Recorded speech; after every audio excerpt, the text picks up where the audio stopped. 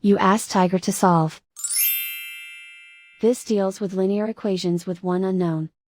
The final result is h equals -17. Let's solve it step by step. Simplify the expression. Expand the parentheses. Multiply the coefficients. Simplify the arithmetic. Group like terms.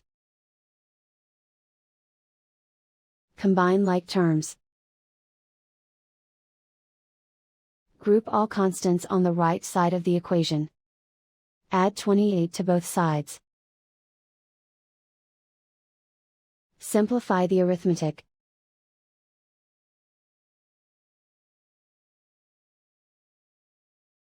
Isolate the h. Divide both sides by -4. Cancel out the negatives. Simplify the fraction.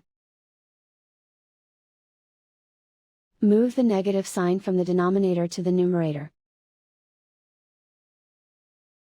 Find the greatest common factor of the numerator and denominator. Factor out and cancel the greatest common factor. And so the final result is h equals -17.